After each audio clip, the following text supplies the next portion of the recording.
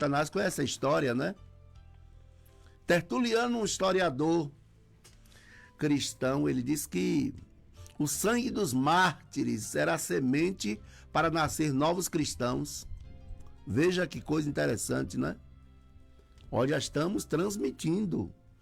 estamos transmitindo agora. Cauã conseguiu o inesperado.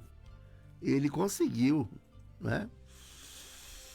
Bom, lição número 10 é a lição que nós estamos estudando hoje. A expansão da igreja. Estamos falando que, a despeito da perseguição que provocou a dispersão, esta igreja não era fragmentada.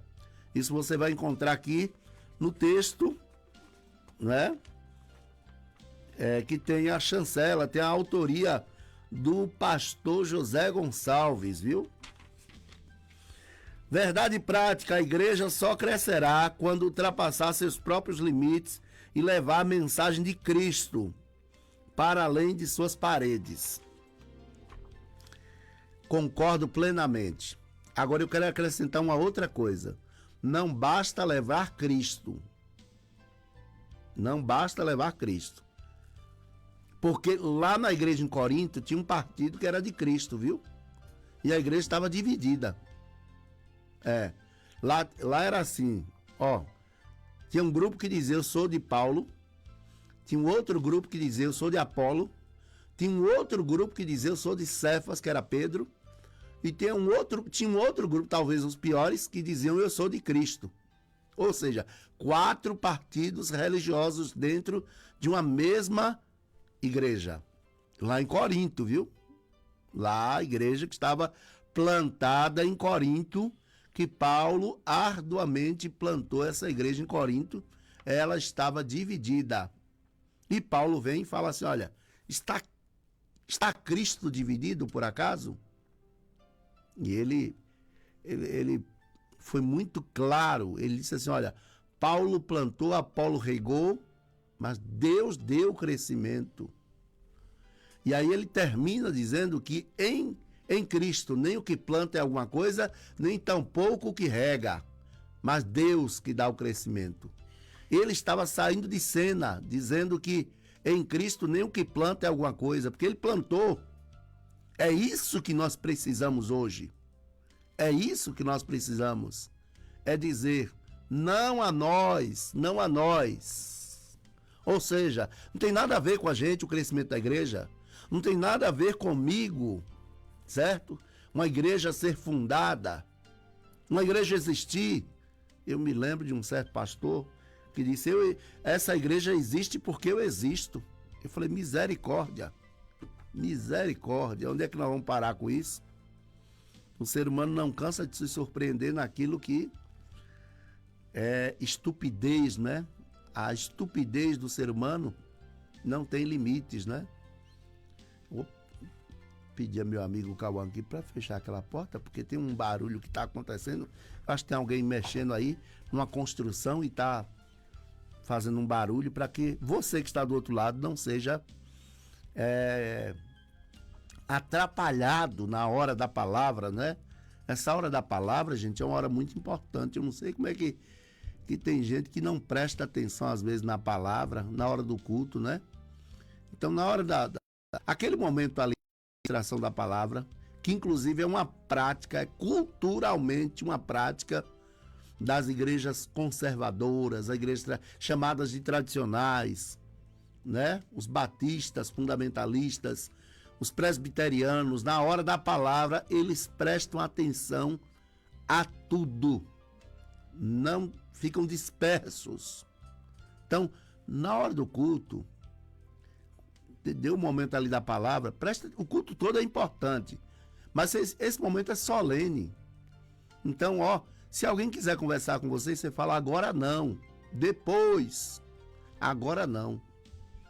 O momento da palavra é um momento muito importante, né? Eu quero combinar com você aqui que esse momento que nós estamos aqui é um momento tão importante que outras nações não têm esse privilégio.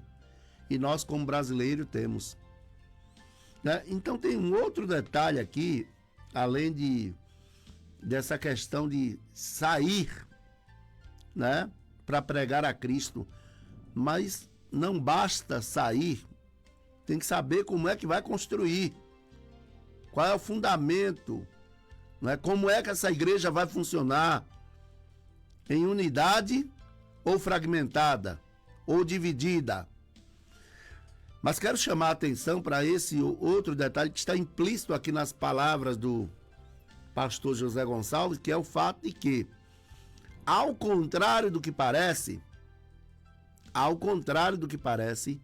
Jesus Cristo não falou venham, a despeito do vinde a mim, viu? Todos que estáis cansados, mas a tônica do trabalho de Jesus como aquele que treinava líderes era vão. Eu não estou falando agora de Jesus Cristo como pastor Jesus, eu estou falando como aquele que treinava líderes, aquele que enviou os seus discípulos. Ele disse vão. Então ele não falou venham. Ele não falou venham. Agora imagine, a igreja parece que tem invertido. Os pastores, na hora de treinar líderes, ao invés de ele delegar trabalho, funções, de dizer vão, o campo é o mundo e a semente é a palavra de Deus. Fica todo mundo amontoado num só lugar e daqui a pouco começa a se atritar. Começam a se atritar, dá choque. Então eu quero dizer para você que está na hora da grande comissão voltar a ser grande. Porque a grande comissão ficou pequena, que é o ID. ID pregar o evangelho a toda criatura. Então a igreja diante da perseguição crescia, não é? E morrendo gente, mas a igreja não parava. A igreja não parava. Mesmo morrendo gente como estava morrendo, a igreja não parava, queridos. Já são 8h45, eu tenho 2 tópicos ainda.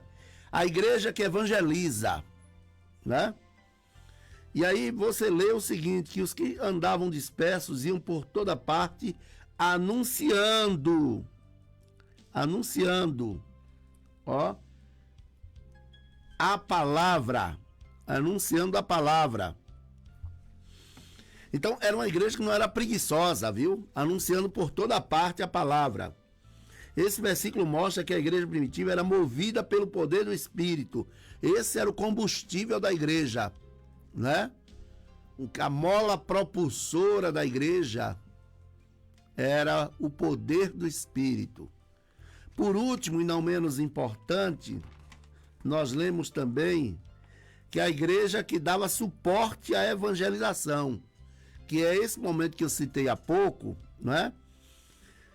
No livro de Atos, lemos que os apóstolos que estavam em Jerusalém, ouvindo que Samaria recebera a palavra de Deus, enviaram para lá Pedro e João. Essa passagem mostra que a igreja de Jerusalém dava suporte completo ao trabalho que era feito fora de seus muros. O suporte não era tão completo assim não, viu? Em termos financeiros, essa igreja falhou. Só quem ajudou financeiramente foi a igreja que estava em Filipos. Então, dava suporte no sentido de abastecer de obreiros, como é o caso aqui que nós estamos vendo. Essa igreja enviava, né? Enviava obreiros para dar sequência ao trabalho, mas falhou no sentido de dar suporte financeiro. Paulo tecia tendas, inclusive, né? Hoje nós temos no Brasil muitos pastores que vivem da obra. Quem dera Paulo pudesse viver da obra, porque ele até fez apologia a respeito disso, né? Ele defendeu, dizendo que digno é o obreiro do seu salário, mas ele não vivia da obra. Chegou a tecer tendas, passou necessidades, passou dificuldades. Não significa que tenha não tenha pastores no Brasil que não passem. Assim como Paulo passou necessidades, tem obreiros hoje passando também necessidade. Mas, apesar de tudo, a igreja brasileira ainda ganha da igreja primitiva no quesito ajuda financeira. Ainda ganha, viu? Porque lá Paulo mesmo vai dizer que apenas a igreja em Filipos, que não era uma igreja tão expressiva como Corinto, que estava plantada numa região portuária, mas não ajudou Paulo. Corinto foi muito trabalho, viu? Deu muito trabalho. Se a motivação de Paulo não fosse o amor,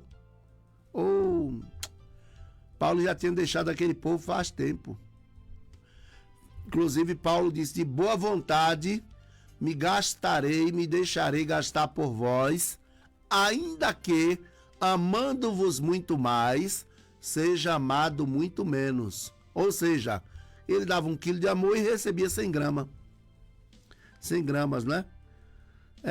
Então, a igreja brasileira, nesse quesito, ela tem ajudado mais do que a igreja do primeiro século. E nisso nós podemos comemorar porque há uma sensibilidade no Brasil em relação aos seus pastores. Há uma sensibilidade. Se disser, vamos fazer uma campanha para ajudar o pastor, eu, inclusive, na Igreja Batista da Palavra, posso dizer para você que, graças a Deus, né, a igreja, se disser, vamos fazer uma campanha, há uma mobilização, criam até grupo no WhatsApp para fazer campanha, para ajudar o pastor. Entendeu? Então, lá na igreja em Corinto, Paulo não teve o mesmo privilégio. Paulo não teve. Imagine, você tem aí Corinto, você tem a Galácia, você tem Tessalônica, né? Você tem Creta, que Paulo chegou a mandar Tito para dar suporte, né? Agora, você tem Éfeso, que Paulo plantou a igreja em Éfeso, né? Agora, imagine se esse povo todo se juntasse para ajudar Paulo. Precisaria Paulo trabalhar em outra atividade para garantir o sustento? Não, não precisaria. Não precisaria. Então, eu quero dizer para você que, lamentavelmente, essa igreja faltou com a sensibilidade e esse coração piedoso em relação aos seus líderes. Em relação aos seus líderes, viu? Faltou esse cuidado. Faltou esse cuidado. Bom, mas, por outro lado, essa igreja crescia. Essa igreja era uma igreja que estava unida. E eu quero dizer para você que, apesar de todos os problemas que essa igreja tenha, ainda é uma referência para nós em termos de pregação do evangelho, em termos de expansão, né? Mesmo em meio à perseguição, a igreja perseguida, mas não fragmentada. Gostei muito disso, porque o cenário estava propício para a fragmentação, mas não foi o que aconteceu. Então, por conta disso, do cenário, né, que essa igreja vivia, ela é, sim, um modelo para nós. Nós não miramos na reforma, porque os reformadores estavam olhando para a igreja do primeiro século. De forma que eu quero lembrar a você que nós precisamos voltar a ser igreja. Um dia me perguntaram o que é que a igreja precisa, Davi, para mudar, para melhorar. Falei, voltar a ser igreja. Voltar a ser igreja. Chamados para fora, porque agora nós estamos chamados para dentro. Chamados para dentro, nós nos tornamos. Precisamos voltar a ser chamados para fora. Então, que Deus nos ajude. Nesta manhã eu estou falando comigo mesmo, viu? Enquanto pastor, nós precisamos sair e o pastor tem essa responsabilidade de conduzir o rebanho, não é? Nós queremos aproveitar e mais uma vez desejar um feliz feriado para você que nos ouve. Feliz Dia da Independência.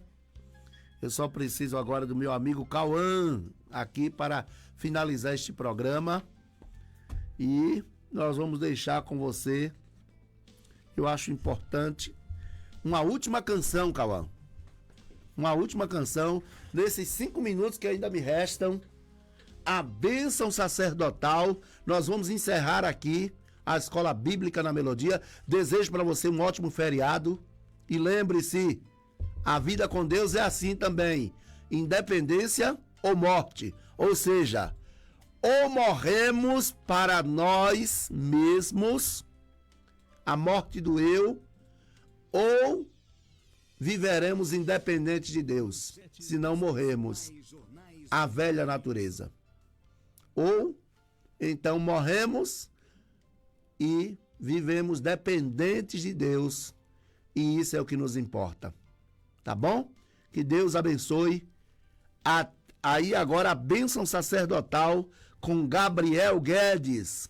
Essa música é para todas as famílias que agora arduamente, não é, com muita dificuldade, lutam para criar seus filhos no temor do Senhor. Família que teme ao Senhor, a bênção sacerdotal é o que eu desejo para você nesta manhã. Que Deus abençoe. Vem aí o pastor João e o programa Fonte de Vida. E lembre-se, breve Jesus voltará. Forte abraço.